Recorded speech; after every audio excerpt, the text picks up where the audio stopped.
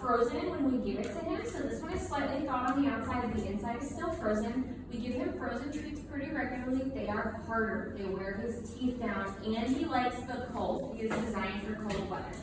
So we give him this every day. He is going to gnaw on this, which is going to help wear down his teeth also. Corn? Here you go. All right, so while he is munching on that, do you all have any questions for me about Danny?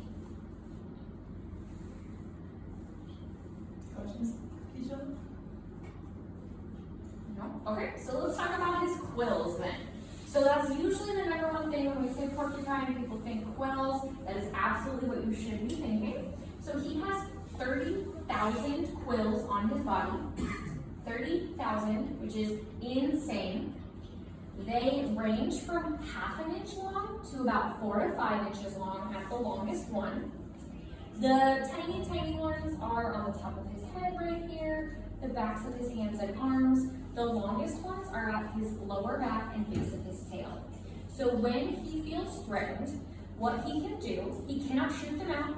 That's a myth. If you've seen that in a movie or on TV, they all get it wrong. That's not real. No porcupine, there's porcupines all around the world, no porcupine can do that. What he can do though, is he can stand them up. So their quills are just modified hairs. They grow out just like a hair follicle. They are made out of keratin, just like your hair and nails are as well. So they are a modified hair that grows the same way. And just like if you've ever seen a dog or a cat get spooked, you know how they can like stand up their fur a little bit to be like, hey, whoa, watch out? He can do the same thing. So he can stand up his fur and he can stand up the quills. So right now he's relaxed. You really can't see that many of them because they are laying down smooth with his back.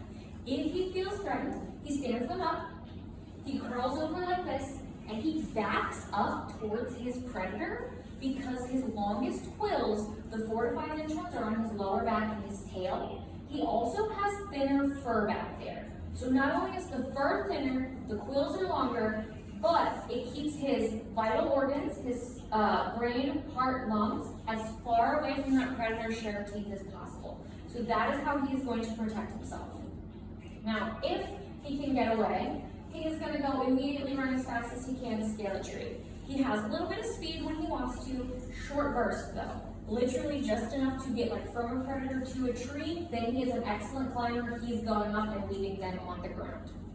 If he ends up quilling that predator, it's not going to be a good time for them. So the quills are incredibly sharp. They are sharper than a hypodermic needle, that if you got your flu shot or anything like that, sharper than that. They also are microscopically barbed on the end. We cannot see them, but if you've ever seen a fish hook, you know how it has that little piece that goes backwards into it? They have that on the end of these quills right here. So if it sticks in, it's never going to fall out on its own. If you accidentally pull the wrong direction, it is anchored in and it will break off inside. So you have to pull directly straight out, and it is going to hurt because it is grabbing into the sides as well. The other thing is that they have this very fine point at one end, thick in the middle, and then they are attached by this very thin base at the bottom. So very fine point, thicker in the middle, very fine base at the bottom. That is very important because they are hollow inside. So because they have kind of that torpedo shape, the way they work aerodynamically, they slowly continue to move into the body, even after they have been quilled. So they can move at a couple of millimeters per day, deeper and deeper into the body. So predators, wolves, mountain lions, things like that, have been found weeks later dead. They were not killed when they were instantly quilled, but as those quills moved deeper and deeper into their sides, it lacerated their liver, it caused internal infections, it could have gotten into their heart or lungs because they keep moving inward, which is kind of crazy. So what I'm going to do is pass these around. If you guys want, please take a look at how tiny the attachment is at the bottom. That's where it goes into his skin. So that's another important thing because as soon as it touches a predator, they're going to break off and stick into the predator. Run your finger from the bottom up to the top. Now some of these, they've started to get a little worn down because people keep touching them, but if you run your finger from the bottom to the top on these, you can feel on the top of the black where it's a little bit rough. Kind of feels a little sandpapery. That's those microscopic barbs that I'm talking about.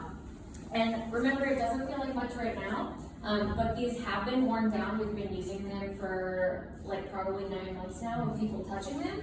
Also, they're gonna feel a whole lot worse when they are sticking into your flesh.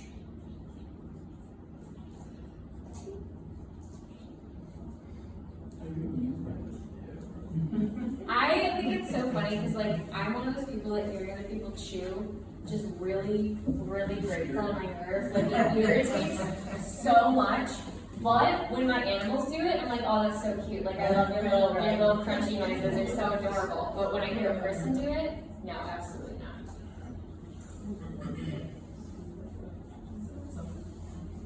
Yes, would you like to take a picture? Now, have you ever been quilled? I have not been quilled. I have gotten scraped by one of his quills. So he has a trained behavior where we call it his recall, which is super important. So if I am ever anywhere with him and there's an emergency or I just need him to come back to me, I present my hand, I ask him to come back. He is supposed to come back and touch his nose to my hand from wherever he is so that I can make sure he's safe. When we were doing that one day, he did everything perfectly, I did everything perfectly. We just got the timing a little bit wrong. So I had my hand like this, he touched his nose. When I lifted my hand up, he picked his head up at the same time.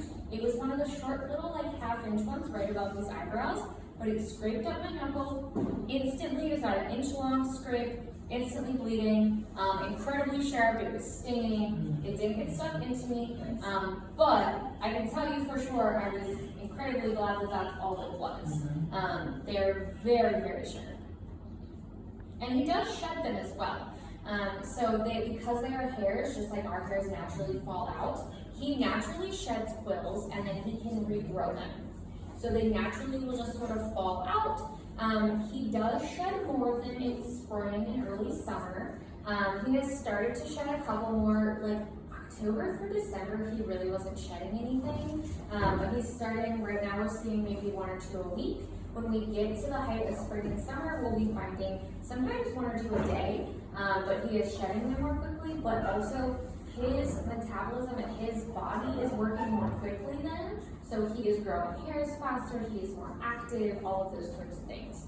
So he has slowed down right now for winter time, but he does not truly hibernate.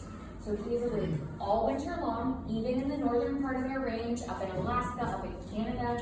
He is awake year round, but they do slow down. They spend less time foraging, their metabolism slows down, so they need to eat a little bit less food, but they're not gonna hibernate. And what's really cool about them is because they do not hibernate, they have to find food all year round. But let's think about Canada or Alaska in the wintertime. What is there available for him to eat during that time? In Canada or Alaska. So you're way far up north, they've got like 40 inches of snow on the ground. What is there for him to eat this time of year?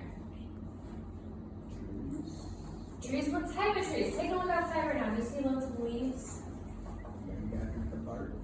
So yes, the bark for sure. And then we have, we still have some leaves here, but let's be real, we're not Canada and Alaska. It's not getting 40 below here. He can survive those temperatures, he can survive in that snow. But what you will see, if you look right here, this lovely tree that still has lots of green, that's a cedar tree. So he will eat cedar, pine, evergreen, fir, spruce. That's incredibly rare in the animal world. Animals do not like eating that. It's very, very bitter. Has anybody ever had like black tea, brewed hot black tea, or iced tea with no sweetener? I'm so sorry. I saw those quills. Yeah. He said, hold up, I don't like that. So you guys may get to see those quills we're talking about. Ooh, all right, guys. You can go, you can Okay, that's totally fine. Yeah, that's okay. Okay, sorry, Daddy. The good thing is we were all on this side of the barrier. So nobody's ever had unsweetened I'm tea. sorry. No. It's okay, Daddy. He's like, okay. See, and that's the good thing is, so that's his instant response, right? Something startling happens, that's instant response. But he then assessed the situation and he was like, oh, okay. It's just her from 2 days ago. It's just people, I'm used to seeing people, I'm not worried about it. So that's a pretty normal thing. Now if